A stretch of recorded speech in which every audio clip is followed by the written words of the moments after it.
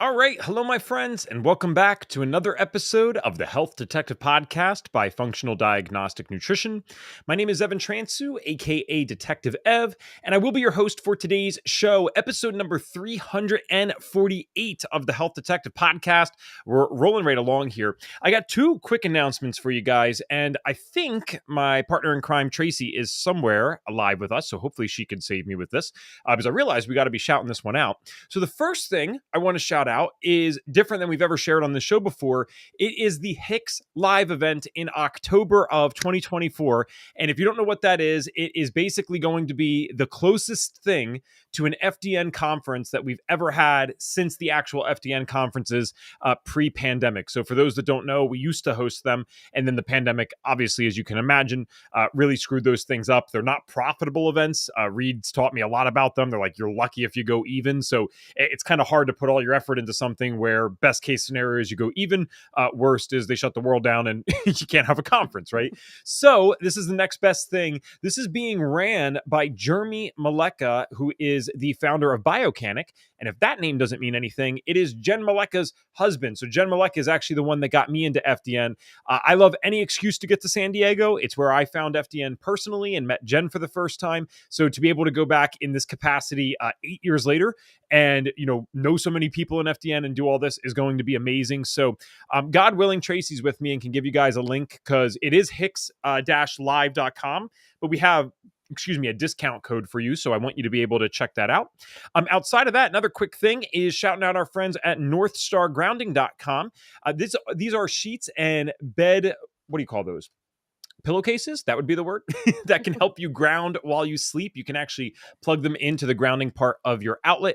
And that is northstargrounding.com, code HDP15 at checkout. That's northstargrounding.com, code HDP15 at checkout. And I keep forgetting I have these cool little QR codes. So I've shared that on the screen and you guys can use that. Otherwise, you'll have to type it in old-fashioned way. All right, now for today's episode and today's guest. Melissa Vanden Heuvel is a functional diagnostic nutrition practitioner, integrative nutrition health coach, master intuitive coach, Reiki master, and has over 500 hours of cross-disciplinary yoga teacher training. Melissa supports her clients' unique healing journeys by educating them on bioindividuality and helping them understand what works best for their unique selves. She provides a neutral perspective, empowering clients to make informed decisions that are right for them. Melissa teaches the foundational principles of supporting the body through the healing process, helping clients become attuned to their own needs and guiding them towards optimal health. And Melissa's holistic approach integrates functional testing, intuitive coaching, and somatic healing to address underlying health issues and promote overall well-being. I feel like that is the perfect mix of stuff. I feel like so many people are trying to just do one or the other. So that's like the full package. Melissa, welcome to the show. Well, thank you. Thank you so much for having me here. I'm so grateful to be here. Yes, I'm excited to talk today. A lot to talk about because you're more than just a coach, right? You've created this whole thing. So we'll shout that out in just a little bit. But I want to tease people in the beginning. So we'll start today off with a very similar question to what we always begin with. I'm sure you did not just start crossing off these certifications because you were bored. Usually there are some health symptoms or problems that lead to that. So I'd love to know, what did your health journey look like and when exactly did it begin? Wow. So this is, well, like most people that have been to FDN, my health journey has been very long, very arduous, and very complicated. So looking back, it started when I was a child. I was chronically constipated. I was on antibiotics like sometimes 3 times per season. By the time that I was 16, I actually had a breast implant done in my one breast because it hadn't developed. Looking back, if I had, gone to the root cause, I would have been able to see that there was more health issues going on, but I didn't. So going forward in my teens, I still got a lot of strep throat. By 21, I had my tonsils removed. By 25, they found a goiter on my thyroid, so I'd have my thyroid removed.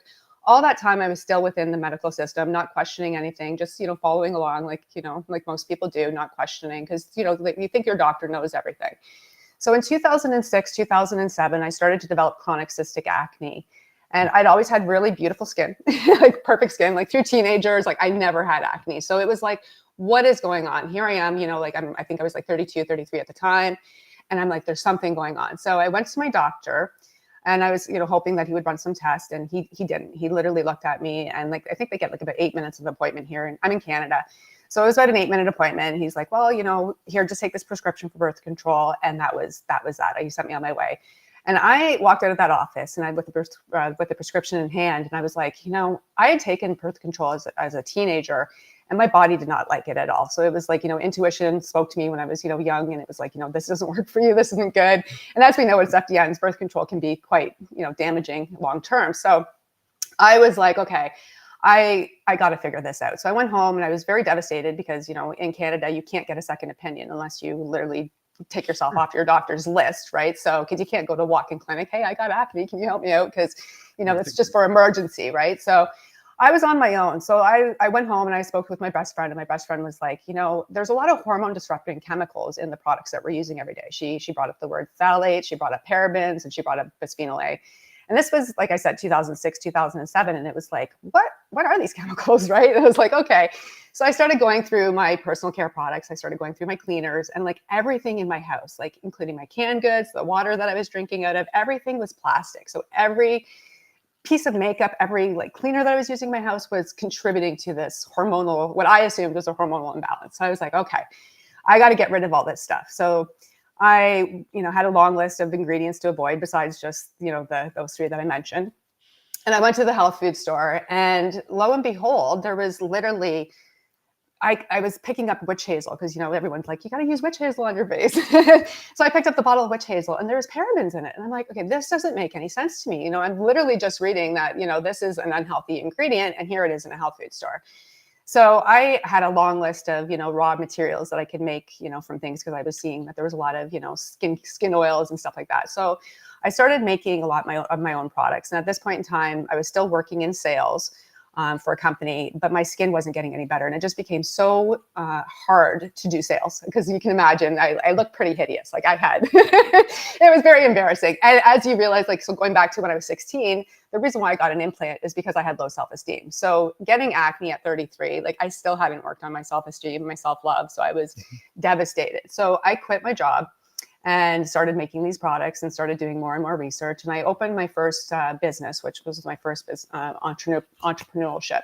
And I started an online environmental health store called You Me for Life. And I sold the products that I made, and I also researched other products that were on the market, because there was a lot of greenwashing happening at the time. I don't know if there still is today, where products are like, hey, we're healthy and clean for you. But they were anything but, like, as I said, with the witch hazel. So fast forward to about 2010, I started beginning over, like from 2010 in 2007, I also realized that my implant was past its expiry date. So I had that implant removed, and I had both of my breasts done, because I was like, you're insecure person wanting to feel beautiful and, all that. So I had, I think, about 5 surgeries, because my body just kept rejecting it and rejecting, both of the implants. So I was like, okay. So, and thankfully it did, because at the time I still had no idea about breast implant illness. So in my quest for searching for health, I kept having people come to my store, and they're like, so if I use this product, is this going to help me, get rid of my acne? And I'm like, no, because I started realizing that we have to deal with the diet as well. So in 2010, I went to the Tree of Life in Patagonia, Arizona, and I embarked on a raw food diet, thinking that was going to be the solution to my answers. And, so lo and behold, living in Canada, I did the raw food diet for like almost a year. And and it helped some, because I figured out later on that I eliminated gluten, which was one of my triggers. So it did help some, but it still wasn't enough. So in 2012, I went to IIN, because I was like, I really want to help people, because I was, constantly having people come to the store, and, they were hearing my story because I was going out and doing talks. And so they wanted to, follow my path. So I went to IIN, and at this point in time, I was still a, raw vegan or high raw vegan, and thinking that I was doing really good. And I remember learning about bioindividuality, and I was like, okay, this this doesn't apply to me. I'm eating the best diet in the world, so anyways, somehow by miracle, 2012, my skin actually cleared up, and I looked probably the best that I had. I was at a decent weight. I was really, feeling really good about myself.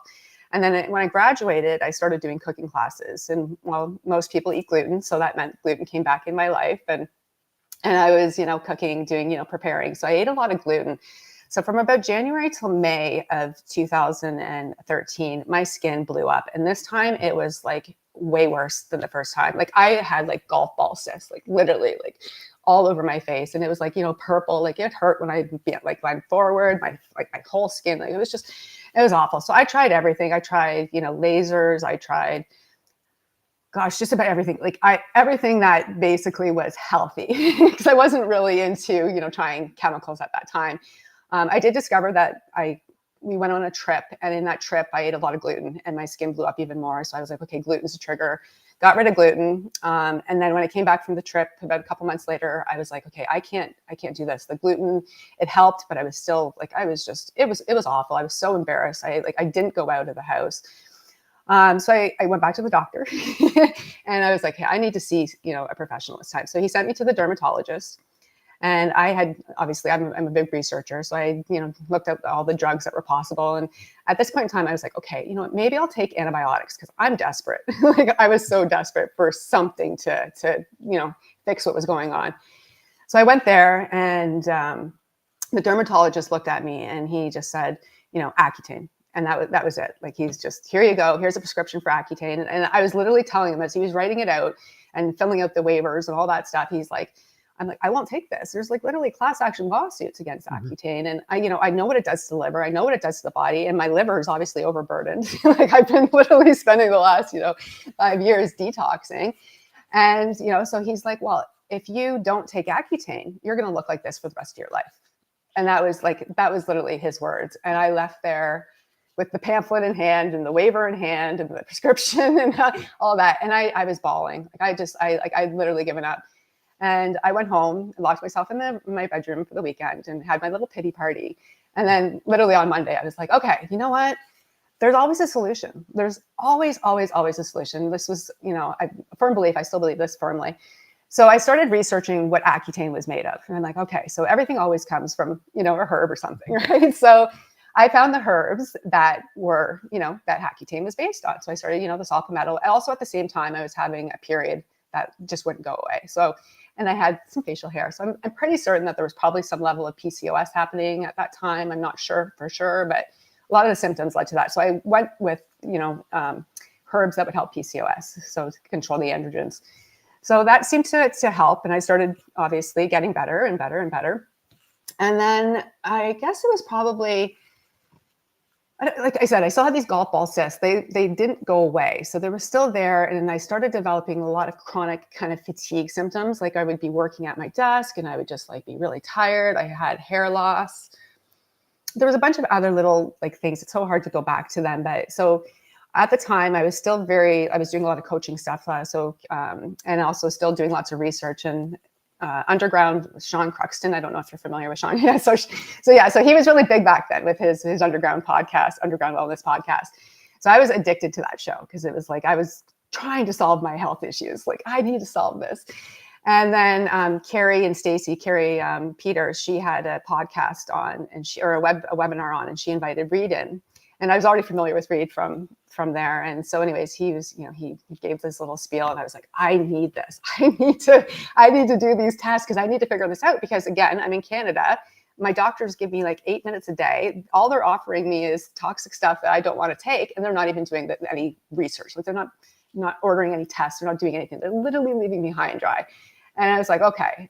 So anyhow, so I signed up. This was in 2017. I signed up for FDN, and it was life-changing because that gave me, because when you signed up, it's different now than it was back then, but we got testing. Like now you get more tests, but back then it was, I think, just a couple of tests that we got.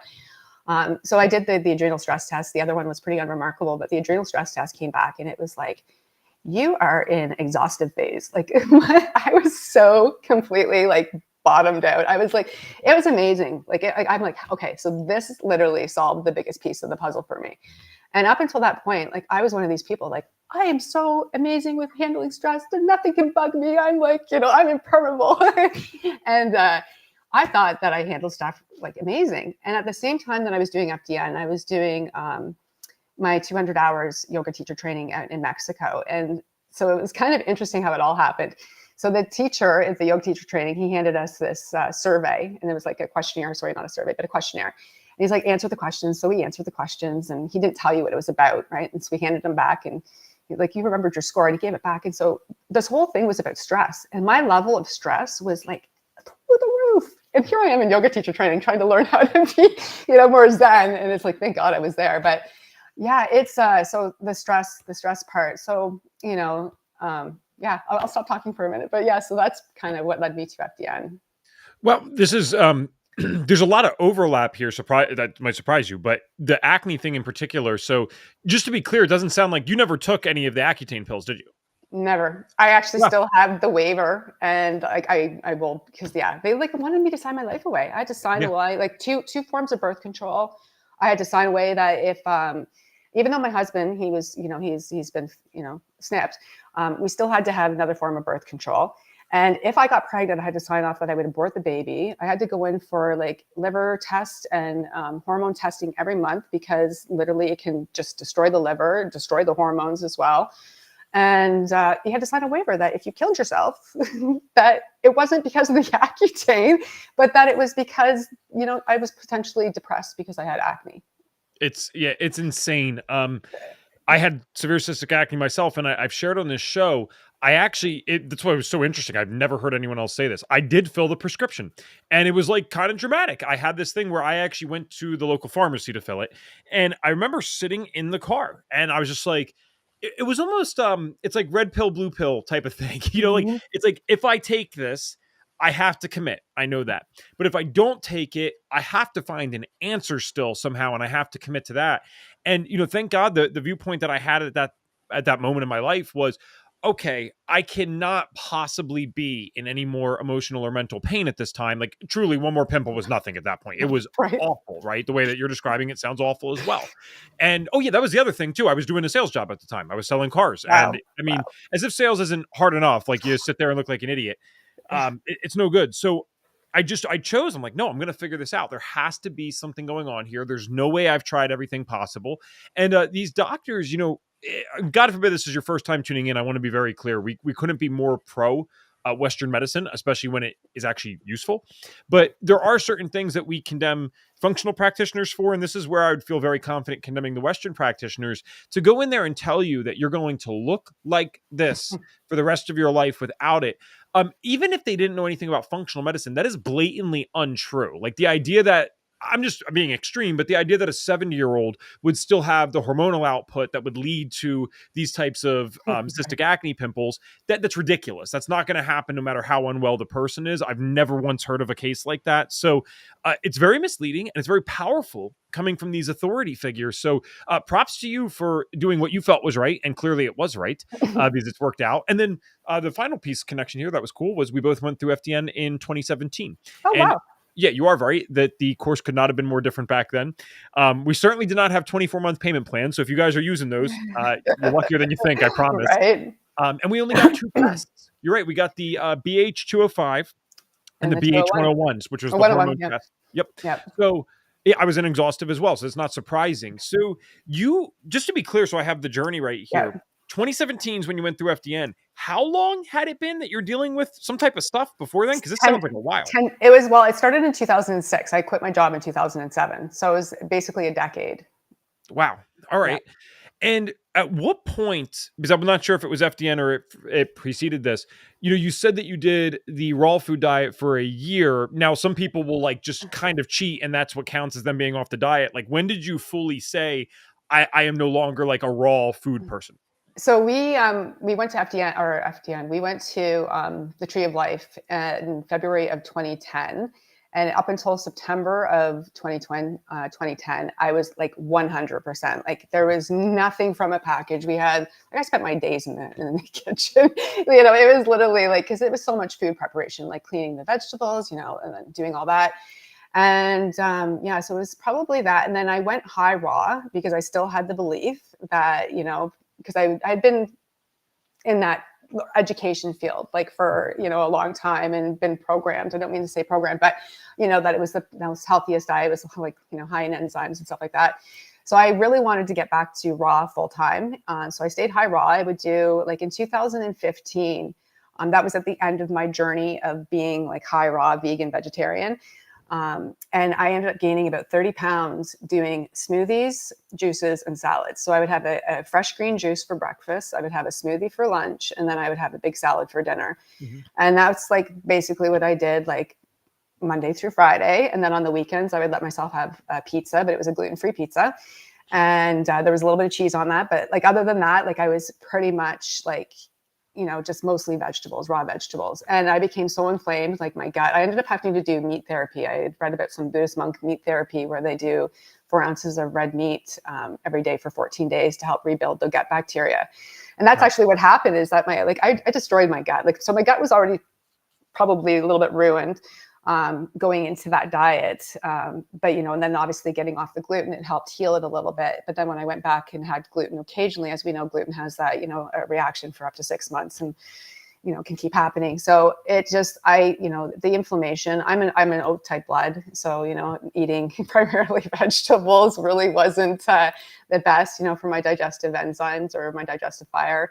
A lot of damp food too, like, according to Chinese medicine, I basically put out my digestive fire doing that, year round, living in Canada, just cool. Yeah. It's very, very, very, very rare that I ever like speak out against one type of diet on this show, simply because one, it's not my place, but two, there are different things that work for different people, as we know. Exactly. I mean, you promote bioindividuality. Yes. I will say the long-term raw food stuff does seem to be, well, let me put it this way. I haven't seen anyone do it long-term without some actually like really scary stuff. And my friend Connie, she had breast cancer and she went to Hippocrates Institute down in Florida. So similar idea where they teach you raw food. And sure enough, this woman did not do any Western medicine and her breast cancer did go away within 7 months. Well, 12 years later, I mean, she died at the age of like 62, but she never stopped. She's kept this up for 12 years, kept doing the raw food. And her only cheating was like just cooked vegan. Like it was never like cheating with like actual animal products. She did not do it. And God bless her. I can totally understand if you had something as scary as breast cancer and you see this go away, of course you're going to want to maintain this long term. But I think it's a very powerful way to kind of detoxify the body. Maybe there's a better word, but yeah. Absolutely. But the long-term stuff, it's like, so she passed away very early. And then there was a gentleman in our area that did this for, I don't know how long he did it for, admittedly. I know it was at least 5 years, probably less than 10. He was like 59 and he passed away from a heart attack. And so it's just, that's where we want to be careful with certain things. Now we might find that other extreme diets that we've talked about on the show that I never condemned, if people do those for 10, 15 years, it doesn't work out. Unfortunately, I haven't really seen anyone doing like carnivore for 10, 15 years right now, right? No one's actually been able to do that. So we'll see how all this goes, but that's the one I'd be a little careful and really try to use our heads and think like, okay, has anyone ever done this for 40 years? Can I find even one person? And probably not. And if there are a couple that have done it for a couple decades, well, that's just a couple, right? So thank you for sharing your story with that and for being objective enough to say, I do think there's a detoxifying side to it. I think there's validity to it to some definitely degree. Value, 100%. Like going to the Tree of Life, doing the 7-day juice fast, like, my husband, he's a type 1 diabetic and we saw the changes. Like there's complete value in that diet, but it's short term. Sure. It's like most of these, kind of extreme diets, especially coming after a standard American diet, if you're going to go vegan or you're going to have a big detox effect, depending on it. And that's the problem, right? Especially if you're coming off that was the issue with my friend Connie. Yeah.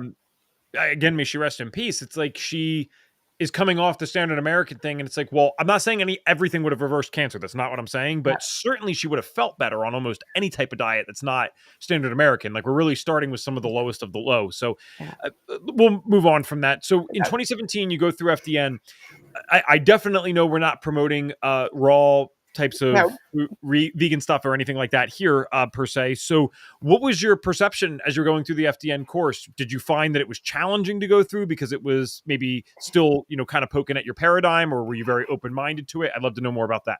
Oh, FDN was, first of all, it was super exciting for me to do it because it was, I knew it had the answers as far as testing. It was challenging because, at IIN, I hadn't learned any like physiology. I didn't understand like the HPA axis. All of that was completely new to me. I was like, what? Right. So understanding that level of health was, but I welcomed it because it was just, I love learning. So it was really exciting to learn that. Was it challenging? It took some time, I think, but I think it depends on, the person and their level of knowledge coming in of, where they're at. But, it's a fabulous program, and the support, the fact that you get lifetime updates too. Like there's, not to, say anything about my other programs, but, this is the only program that I've taken where I get lifetime updates on the materials, and I can keep learning. And, the podcast, everything else is just, the support, the community, the association. I'm part of the professional association. Like, it's worth it. Like, I honestly, like, of all the schools, like, I thought about doing some other courses, but I really, I preferred FDN because Nice. and I'm definitely no regrets. And for those that just might not be a little clear, when she talks about lifetime updates, again, this is something any other school can go copy us, but they're not willing to do that, it doesn't seem. FDN, not only do we not take away access from your course after a year, because I won't say the names, but I have been through a program where they actually took away my access after a year. It's not like I did anything wrong. It's just like, hey, you paid us, thanks, whatever, you're good to go. So not only do we not do that, if you paid FDN one time, you will continue to receive the lifetime updates. And like, maybe over 6 months, you don't think much of it. But for people like Melissa and I, that this was 7 years ago, it's like, this is a different course in a sense. The principles are the same, but like the content, actually Reed said this the other day, none of the content is really the same except the very basics from back then versus now. Like, everything has been updated and redone. So it's kind of amazing. And that's why the course is a big investment, because you continue to get this over time. So now with what you do, I guess I would like to talk about the health side first, because we never expect anyone to come on the show and be in like 100% perfect health. That's never what we're pushing. Maybe you are. That's awesome if that's the case, but not there yet. Sure, no problem. So where would you say you're at with your health? Did you add any additional testing in other than the 2 things that were provided at the course at the time? I'd love to touch more on that. Yeah. So with when I discovered that I was really in that kind of the exhaustive phase, I did a whole year of like no alcohol, cleaning myself up, and I improved a lot over that year. And then 2019, my husband and I, we were replacing the floors in our basement, and we had a sewer backup like years before that, and we didn't know that there was going to be hidden mold there. So we actually started removing the floor, and we exposed ourselves to mold. And I wasn't at the time like using my brain that well. So it was like, we didn't, cordon off the area. We didn't protect ourselves. So we exposed ourselves to mold. And so this is what I'm dealing with now. We didn't know that we were living when we just moved about 3 years ago. And when we were moving out, we discovered that there was some mold in the garage as well as mold in the cold cellar. So, that just literally, there goes the health again. And it's this constant, I feel like health is a journey. It's not a destination, right? So this is like, it's just constantly up and down with, especially with the world that we live in with toxicity exposure and just stuff. So that's what I'm dealing with now, is a little bit of mycotoxins. I used the Mosaic Labs, the oat test, to find that out. I've also used the Dutch test that, like, after I forgot to put that in there. So after I did the, I think in 2018, 2019, I took the advanced course in hormones, the FDN advanced course. And that's, I ended up doing the Dutch test on that because I wanted to, see that. And that was really telling as well, because that proved to me that I was having thyroid issues. So that actually brought me back to my doctor. And then I discovered at the time that whole time that I was trying to see him getting help, he didn't even know that I only had half a thyroid, even though he was my doctor and it was in the report. So yeah, so then I started getting some thyroid support. So FDN is really like, just the testing, the detective work. I think that's probably one of the biggest things that, Detective Evan, as someone who loves to research and is naturally gifted at being a detective and detected my own health stuff. This is really, what's, these tests. And I am a person that teaches intuition. So I haven't been someone who immediately always jumps to the test, because I really, try to figure that out. And especially for myself, and because, money can be a challenge, especially in these days and age for people. So it's like, teaching people and myself how to connect to the intuition. It's like, what test is going to be needed for me? Like, what test is going to help serve me the best? Looking back, I probably should have listened to my intuition and run an oat test a long time ago, because that would have saved me a little bit of time. But, lo and behold, it's, and this is why I think there's a lot of importance with test, don't guess, because, my own experience, like, had I had, enough money, or taken, the money and realized the investment and done some of the tests, figured, okay, well, why am I tired? What's going on here? Run a note test, because it can really help show a lot. I would have had a lot more clues back then. but in retrospect, you live and you learn. It's like the whole bioindividuality thing. It took me a little while to realize that it's really important. Well, and thanks for that transparency, because I think it's right to, or it's correct, I should say, to word it as a journey. That's what it is, and it's also inspiring for people to the people that are listening that might be back in where we were in the beginning of our journeys, right? And they're listening to this today and they're really just getting started, or they're a year or two in. The good news is there's hope to get better. You can get way better than you were before, and you can do that kind of fast, like relatively fast, if you know what you're doing. But there is going to be these ebbs and flows and ups and downs. And I am a big believer that, yes, the environment is obviously the main thing that's hurting all of us. But I also think, as someone who occasionally runs genetic panels, and I've seen my mom's genes and I've seen my genetic SNPs, I, I do think a lot of us that are very chronically ill kind of have certain genetic susceptibilities. That does not mean it's an ultimatum, but it does mean that it kind of makes us a little more sensitive to this world. Again, you have the things like the mold. I got exposed to that last year with my wife, and I've been humbled by this. I cannot believe that this is still affecting me to some degree right now. It's kind of amazing in a sense. And so that's what happens, though. But the difference is you and I are now more empowered, and we have the tools, we have the community, we have the resources. So, me getting exposed to mold now in, what was that, 2023, is nowhere near the same as me getting exposed to mold when I was younger, right? I wouldn't even be able to identify that was probably the issue, right? We had to really dig into the house to figure out where this was, and understand that that's what was causing it. I don't even think I would have registered that my symptoms were correlated with mold, and then to look for it afterwards. So, it's not perfect all the time, but it is a journey. And the good news about journeys is they're exciting.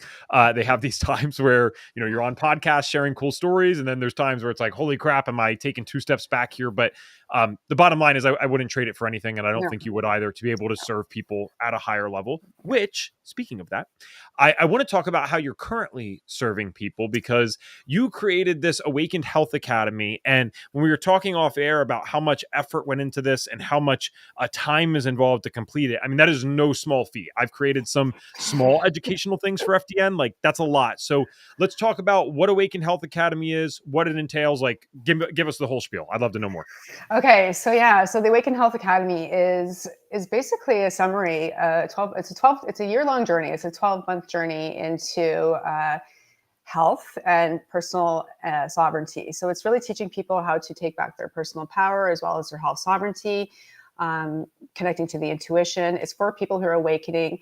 Right now, I don't know if you guys are seeing it in the States, but in Canada, the healthcare system is not available for a lot of people. There's, people I don't know, in the area where I live, there's not a lot of, there's no walk-in clinics. A lot of doctors' offices have shut down.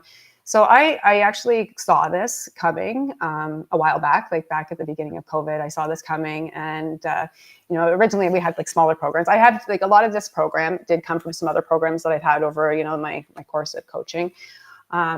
So anyways, what I realized is that people, first of all, the one-on-one model is great because you get that personal attention and you can have that accountability. But right now, with the way the inflation is happening and with the way that, we need to reach a larger market. So that's one of the reasons why I created this.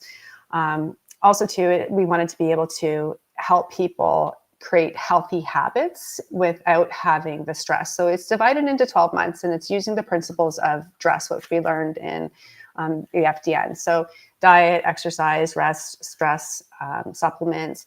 We also get into detox. So every month is based on something. We also do a lot of inner work because, as you can tell from my journey, one of my biggest things in my journey is learning how to love myself. So if I had loved myself, I might not have had the implant. I might have, not suffered from breast implant illness, if that's, contributed to what was going on.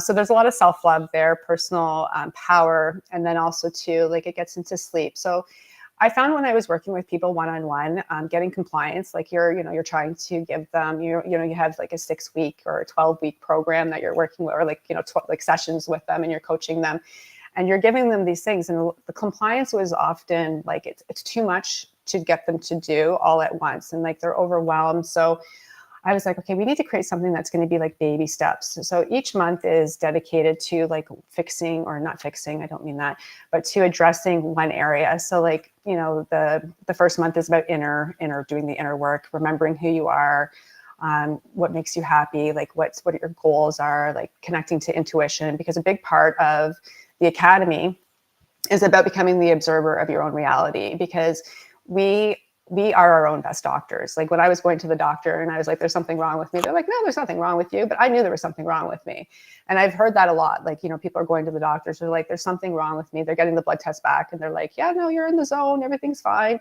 Be on your merry way. And and that's really, people need to advocate for themselves. So this is really giving them that strength. So the first month is like inner work. The second month is getting them to look at stress, because as we know with the FDN, like stress is literally at the foundation of that. So we get into managing stress. And because I have the yoga and meditation background, we do offer yogic practices every month. So we're not getting them to do like asana and stuff like that, but it's a lot more pranayama, like mindfulness, just getting them to really connect to themselves so that they can become the observer of their own reality. We've been so disconnected. Like I know before I got into this, I was so disconnected from myself. Like even though I had intuition, I wasn't always aware of what I was doing. Like it's just very mindless living. And then we have every month there's a challenge. So the challenges are usually around 21 to 28 days, helping them to solidify these new habits. So we get into like sleep, stress, diet. We help them find their own unique food blueprint, which is, based on bioindividuality. So, it's getting into things like metabolic typing, looking at blood type, teaching them how to do food journals and to understand, what is driving, through an elimination diet, what's driving their inflammation. Get into gut healing as well. To teaching them about the microbiome so that they can better understand.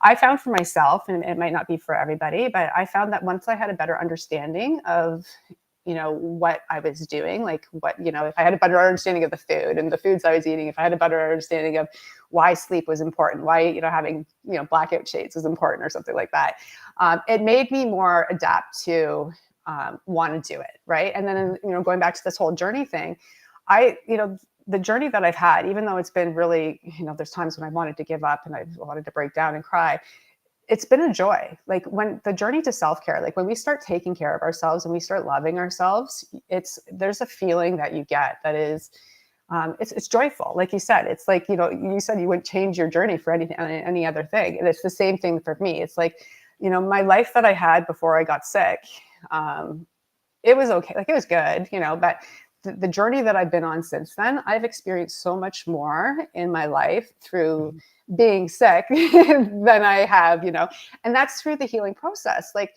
when I went to the doctors, like, when I had to have the thyroid removed, when I had the tonsils removed, when I had, all this stuff, like the implants, there was no connection to myself. I didn't know what was happening. Like I literally was handing away my power and giving it to people and just, I guess, trusting the process. Right. Whereas what the academy does is it teaches people how to take back their power. So if you're going to go and have an operation, or if you're going to go have a surgery, or if you're going to go meet with your doctor, you're going to be empowered so that you can have the conversations with them, so that you can help get to the root cause. Because again, like you said, we're partners with their healthcare practitioners. We want them to get the answers. We want them to work with their doctors so that they can find the solutions, because we don't have all the answers for them, and we can't provide that for them, but we can provide them, the basics of, the lifestyle, looking at the body as a whole, looking at the stress, looking at, the sleep patterns, the diet, because these are all things, detoxification, how to do it safely. Because, when I started detoxing, I was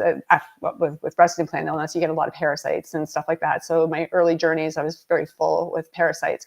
So, I jumped right into EDTA and doing all kinds of crazy stuff. And, and it that just made me more toxic and hurt me more. Right. So it's really like every mistake that I made along my healing journey, I put it in there so that people don't have to make the same mistakes, and so that they can learn, a really safe, gentle approach to creating lifelong changes that are going to, and skills and tools that are going to help them for a lifetime, whether it's for them or for their family, like their children or their spouse. So it's awesome. Yeah. I want to, only for the sake of time too, I really wanted to talk about this. You've mentioned intuition a couple of times, and I find the whole concept of it so fascinating. It's something that's guided me in very significant ways over the last, I would say, 10 years of my life as I've learned to tune into it. Now, here's the problem for me, Melissa, is I don't know how to give that to anyone else, and I don't know how to even explain it, because I would say a thought, or let me word it this way. I would say a rational, logical decision is different than a feeling, is different than an intuition. They could be combined, but they're all different. And I never know how to say to someone that I know it's an intuition, but I know that there must be validity to this, because the amount of times it has guided me in the right direction is remarkable. I could spend 3 hours talking about the examples right now. I'm not really concerned with that. I want to ask you, because maybe you have a better answer than myself. How can we help people today tap into that easier and really help them decipher what is this inner knowing, this intuition, versus a feeling, versus a logical or rational thought, so that they can actually start letting this guide them? And maybe that's a way too loaded question for, the end of a podcast, but I'm just curious if you have any tips for that. Yeah, well, definitely. Like you said, you noticed that you've had feelings, and you said you've had a lot of experience. So that's one of the steps. So you start looking at your previous, like, where did I have intuition? Where did I have that gut feeling? And I didn't listen to it, and it was like telling me to do something. So then you start acknowledging that you had that intuition, and it's just about becoming the observer, right? So then we start on a daily basis. Like there's a lot of, we call them personal inventory questions, like quizzes or things, like exercises in the academy. And it's just putting people back in their own body. So becoming mindful. So the more that you can connect to your body, the more you can feel those visceral responses that let you know that intuition is speaking to you. I also use muscle testing. Muscle testing can be a great way to, connect to. It's like intuition that's coming through there.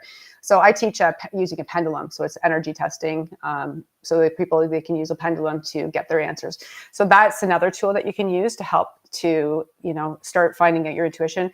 You can start with little things. It's like, there's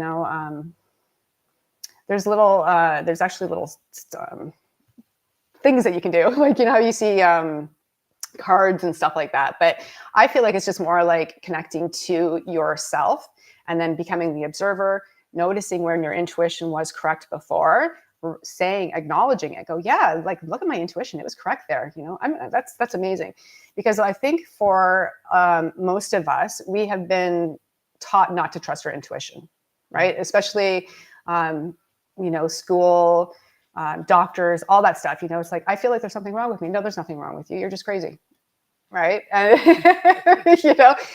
and then so you're like, okay, well, I don't trust my intuition now, because my intuition's telling me that there's something wrong. But this professional authority that I'm supposed to listen to, they're telling me that what I'm done is wrong. Or a friend, hey, did you say that about me? No, I didn't say that. Meanwhile, they did. So then you start doubting your intuition. And I think it's just coming back to that. So acknowledging that your intuition was correct is really going to help you, because you get rewarded. I know it sounds weird, but you do get rewarded.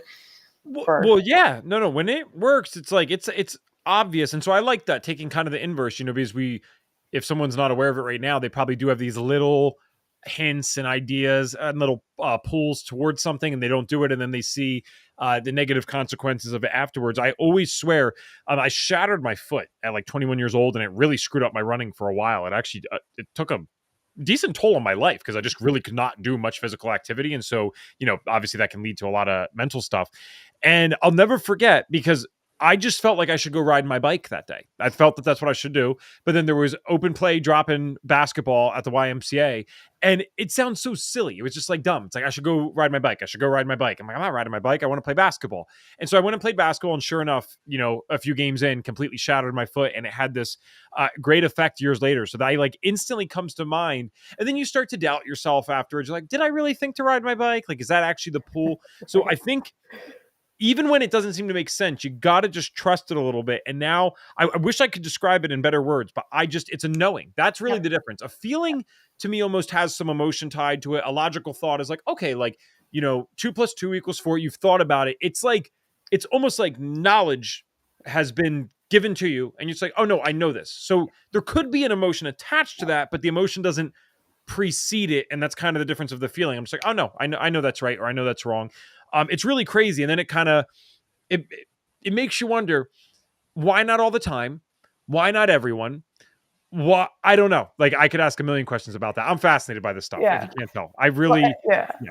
Well, I think we all have it. We all have intuitive capabilities. And again, it's just because we've been trained not to trust it. And it's a muscle. So you got to develop it. So the more that you work with it, the more that you start, sitting in meditation, and so our higher self is always trying to communicate with us. Right. And that's just essentially what intuition is. It's just our higher self guiding us, through the path that we need to lead. So Absolutely.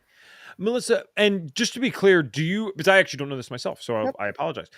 Outside of the Awaken Health Academy, do you work with people one-on-one still if they're interested in working with someone like you? And who would that be that you work with? Yes, we do work with people one-on-one still. So I say we because my husband and I are doing this together. Yeah, and so what was the second question? I was like, oh my gosh. Oh, it would just be where people can find you, but I wanted to know Yeah. who your ideal person is that you Oh like to yes, help. that's what it was. People who have autoimmune, people that have guts. Both my husband and I, we have autoimmune with Hashimoto's and type 1 diabetes, and we've been on a journey of healing the gut as well. So it's really the autoimmunity and the gut health and liver health, detoxification. So that's but it's more or less the people that are awakening, that are looking for solutions, that are looking to take back their power and not to step outside of the system, but they know that the system isn't necessarily there for them, and they're looking for an alternative that will help them, empower them to find the answers for themselves. Awesome. And then if you could be so kind, hit us with like a website where they can find you, any social, if you'd like to shout that out. Sure. It's melandanth.com. So melandanth.com. And we are at that same handle. So at melandanth on Facebook, Instagram, and on TikTok. So my husband does a lot of the TikTok channel. It's mostly his videos there. Awesome. Very nice. Yeah. And then guys, I did find this out for you. So Hicks Live, you can get $200 off your ticket. So it's FDN200 at checkout. It's hicks-live.com, FDN200 at checkout. The whole crew will be there. I will be there. Our COO will be there. Reed Davis, founder of FDN, will be there. Elizabeth Gaines, course supervisor, will be there. Lucy McKellar, executive director of AFDN-P, will be there. So we got I guess like an FDN party bus going on in San Diego. I wouldn't have it any other way. So we're looking forward to seeing you guys in October. Now, Melissa, to finish this up here, we do have a signature question on the show. I don't know if you've listened to the show or listened this far in, but it's not a trick question. It's just, it could be anything that you think is correct for this. So if we could give you a magic wand and you could wave it, and you could get every single one of the listeners today to do one thing for their health. So that could be you make them start doing one thing, or you get them to stop doing one thing. What is the one thing that Melissa would get them to do? I would get them to take at least, I'd say, like 4 to 5 minutes every day and practice some pranayama that's going to help put you in the parasympathetic. So it just trains you, because we're in such a fight and flight all the time. So, the 4-7-8 breath is a really great breath. Helps you get into the parasympathetic system, rest and digest, and it trains your body. So even when we do encounter stress, that training that you've been giving yourself is going to help you navigate through those stressful times and help save your health. Awesome. Well, thank you so much for coming on today and sharing your journey. Really just very interesting and odd, the overlaps that we had between the acne stories. I mean, almost identical other than just the age difference. So really, really, I'm just glad we found the path that we did, because this was definitely the better one. And I'm so glad we did not take that toxic crap. And if you did take that toxic crap, there's always a way to heal. So it is what it is now. Don't let it stress you out. And then, little comment from Kathy just came in. She said, fabulous idea, 4-7-8 breath. Thank you. So awesome. Thanks, It's like, I swear they all love sneaking in at the very end.